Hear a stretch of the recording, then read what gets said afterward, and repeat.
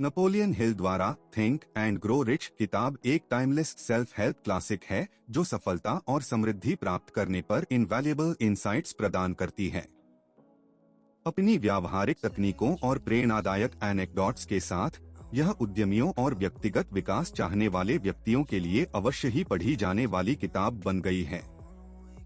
यदि आप personal development की आकांक्षा रखते हैं तो आपको यहाँ पढ़ना जारी रखना चाहिए। मैंने कहीं पढ़ा था कि अगर आप सोच के धनी हैं तो कुछ भी कर सकते हैं। क्या आप भी इस बात से वास्ता रखते हैं? क्या आपको लगता है कि अगर हम अपना सोच सही कर ले तो शायद कुछ अच्छा हो जाएगा? क्या सोचने में बदलाव करके हम अमीर बन सकते हैं? अगर ये सारे सवाल आपको भी तंग करते हैं, आपको सोने नहीं देते, तो आप तैयार हो जाइए, क्योंकि आज हम एक ऐसी ही किताब के बारे में बात करने जा रहे हैं जिसमें सभी सवालों के जवाब छिपे हुए हैं। थिंक एंड ग्रो रिच एक सफल जीवन जीने के तरीके पर एक क्लासिक कृति है। इसे एंड्रयू कार्नेगी के आदेश पर लिखा गया था और यह हेनरी फोर्ड, जेपी मॉर्गन और जॉन डी रॉकफेलर जैसे लोगों के साक्षात्कारों पर आधारित है जो 20वीं सदी की शुरुआत के बिजनेस के दिग्गज थे। यह ऑल टाइम बेस्टसेलर किसी व्यक्ति की क्षमता को उजागर करने के लिए आवश्यक कदम बताता है जो व्यक्तिगत आत्मविश्वास और लक्ष्यों के स्पष्ट सेट के निर्माण पर ध्यान केंद्रित करता है। प्रत्येक अध्याय एक सार्थक और उत्पादक जीवन जीने के लिए लेखक के सिद्धांतों में से एक को संबोधित करता है। लेखक कहते हैं कि एक भावुक इच्छा पर ध्यान केंद्रित करके, खुद पर विश्वास करके, सफलता में विश्वास करने के लिए अवचेतन को प्रशिक्षित करके और एक विस्तृत योजना विकसित करके कोई भी व्यक्ति अमीर बन सकता है। सारांश 1। इच्छा पुस्तक हिल के सबसे महत्वपूर्ण सिद्धांत इच्छा से शुरू होती है। इसका मतलब किसी ऐसी चीज की इच्छा करना नहीं है जो गायब है। यहाँ इच्छा का मतलब एक तीव्र जुनून है, किसी चीज को इतनी तीव्रता से चाहना कि यह किसी व्यक्ति को कार्रवाई करने के लिए प्रेरित करे। विशिष्ट इच्छा को बहुत सटीक रूप से परिभाषित किया जाना चाहिए या यह इच्छाधारी सोच में वापस आ सकती है। किसी इच्छा के लिए एक समय सीमा भी होनी चाहिए, साथ ही एक निर्दिष्ट वस्तु या सेवा भी होनी चाहिए जो लक्ष्य प्राप्ति से प्राप्त होगी। उदाहरण के लिए, यदि कोई अमीर बनना चाहता है तो सबसे पहले यह तय करें कि उसे कितनी धनराशि चाहिए और इस धन के बदले में क्या दिया जा सकता है। धन प्राप्ति के लिए एक निश्चित तिथि निर्धारित करें और एक योजना बनाएं। इसे एक स्पष्ट कथन में लिखें और इसे दिन में 2 बार, सुबह और रात को जोर से पढ़ें। इस कार्य योजना को मन में अंकित करने के लिए अक्सर संशोधित किया जाना चाहिए। 2 विश्वास मन जो भी कल्पना कर सकता है और विश्वास कर सकता है वह उसे प्राप्त कर सकता है। यह विश्वास होना आवश्यक है कि यह इच्छा पूरी होगी। किसी भी नकारात्मक बात पर विश्वास करने से अवचेतन मन नकारात्मकता को वास्तविकता में बदल देगा, जिससे अंतिम लक्ष्य में बाधा उत्पन्न होगी। इसके बजाय व्यक्ति को ऐसा व्यवहार करना चाहिए जैसे कि इच्छा पहले ही पूरी हो चुकी है और लगातार सफलता की कल्पना करनी चाहिए। बताए गए लक्ष्य को बार बार दोहराएं और यह सच लगने लगेगा।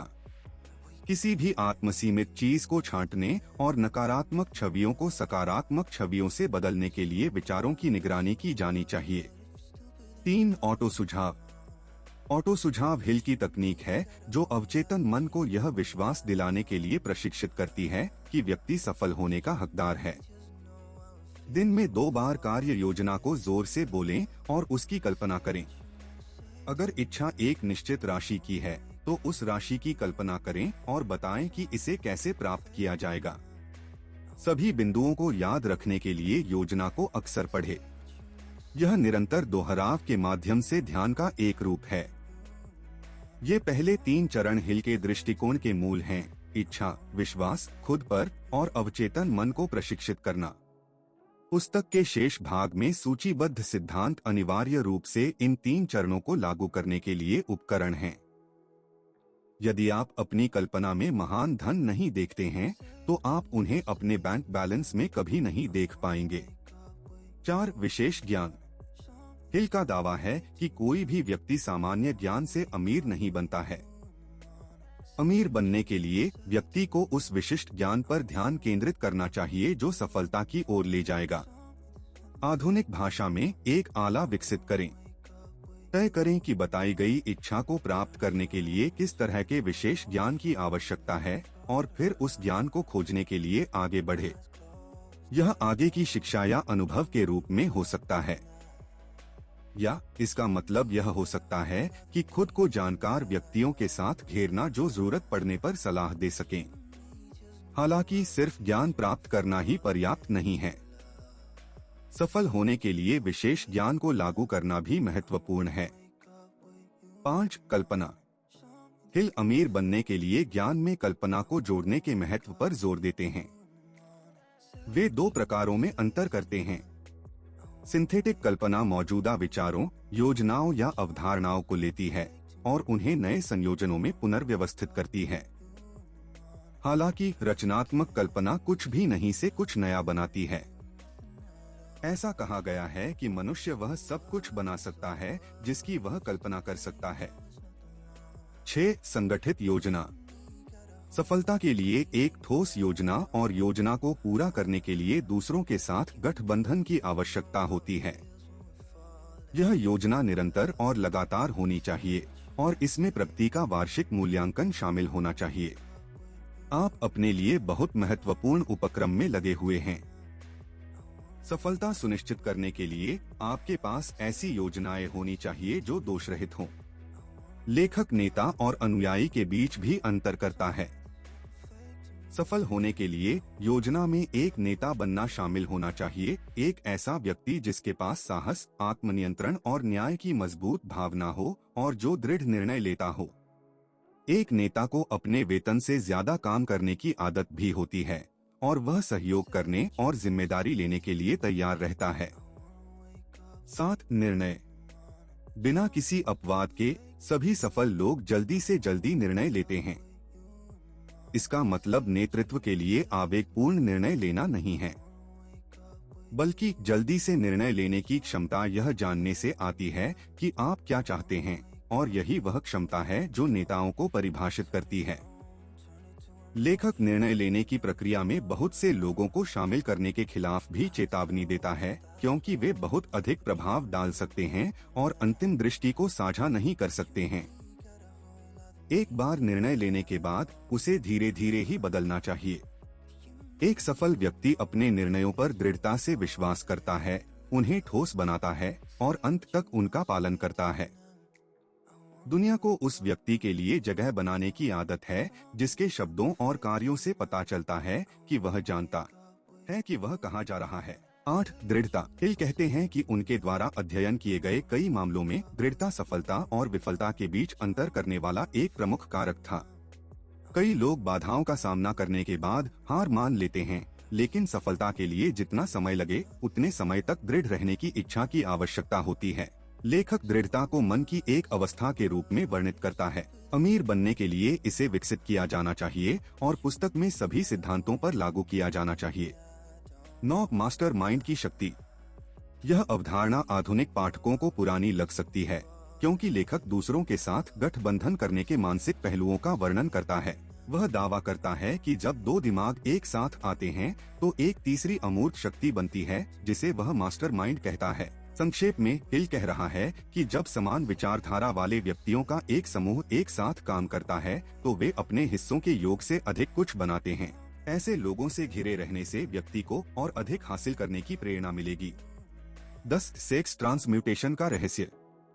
हिल घोषित करता है कि यौन इच्छा सबसे शक्तिशाली मानवीय इच्छा है। सफल होने के लिए इस इच्छा को शारीरिक अभिव्यक्ति से दूर और अधिक उत्पादक उद्देश्य की ओर पुनर्निर्देशित करना आवश्यक है। जब इस इच्छा से प्रेरित होते हैं तो पुरुष कल्पना, साहस, इच्छा शक्ति, दृढ़ता और रचनात्मक क्षमता की तीव्रता विकसित करते हैं जो अन्य समय में उनके लिए अज्ञात होती है। यह लेखक के सबसे विवादास्पद सिद्धांतों में से एक है, खासकर सफल पुरुषों पर इसके फोकस के लिए, जिन्हें हिल अक्सर अत्यधिक कामुक बताते हैं। वे जीवन में बाद में ही शायद ही कभी सफल हो पाते हैं जब वे महिलाओं पर कम ध्यान केंद्रित करते हैं और इसके बजाय अपनी यौन ऊर्जा को रचनात्मक गतिविधियों की ओर निर्देशित करते हैं। 11 और 12. अवचेतन मन और मस्तिष्क। अवचेतन मन बहुत शक्तिशाली होता है और हमेशा सक्रिय रहता है, इसलिए इसे सकारात्मक छवियों, विचारों और भावनाओं से भरना महत्वपूर्ण है, न कि नकारात्मक लोगों से। भय विश्वास के सिद्धांत के साथ असंगत है और आत्मविश्वास को कमजोर कर देगा। हिल के पास सामूहिक विश्व मन का एक अजीब सिद्धांत है, जिसे प्रत्येक व्यक्ति टैप कर सकता है और दूसरों से छवियां प्राप्त कर सकता है। उनके पास सफलता की कल्पना करने की दैनिक दिनचर्या के लिए एक व्यावहारिक सुझाव भी है, विशेष रूप से जागने और सोने से पहले, ताकि अवचेतन मन को सकारात्मक चीजों पर ध्यान केंद्रित करने के लिए प्रशिक्षित किया जा सके। ऐसा करने से अवचेतन मन प्रेरणा की चिंगारी अनिवार्य रूप से चेतन मन को संदेश देने की अनुमति देता है। 13 छठी इंद्रिय। लेखक छठी इंद्रिय को अवचेतन मन के उस हिस्से के रूप में चित्रित करता है जिसे रचनात्मक कल्पना के रूप में संदर्भित किया गया है। सार्वभौमिक मन और अनंत बुद्धि के बारे में कुछ हद तक रहस्यमय भाषा में बात करते हुए हिल अंतर्ज्ञान या आंत की भावना के बारे में बात कर रहे हैं। छठी इंद्री की शक्ति को उजागर करने का तरीका एक भावुक इच्छा विकसित करना, परिणाम में विश्वास रखना, अवचेतन को सकारात्मक विचारों से भरना और सफलता के मार्ग के लिए विस्तृत योजनाएं बनाए रखना है। निष्कर्ष। जबकि लेखक की कुछ अवधारणाएं आधुनिक पाठकों को अजीब लग सकती हैं, अवचेतन मन की शक्ति पर उनका जोर उनके समय से आगे था। इस पुस्तक में कई सूत्र हैं जो सफल होने के तरीके के बारे में मूल्यवान सलाह देते हैं। सफलता एक व्यक्ति की इच्छा से शुरू होती है, यह सब मन की स्थिति पर निर्भर करता है। पुरस्कार जीतने से पहले आपको खुद पर यकीन होना चाहिए। जो आदमी जीतता है वह आदमी होता है जो सोचता है कि वह जीत सकता है। Thanks for watching my video. Subscribe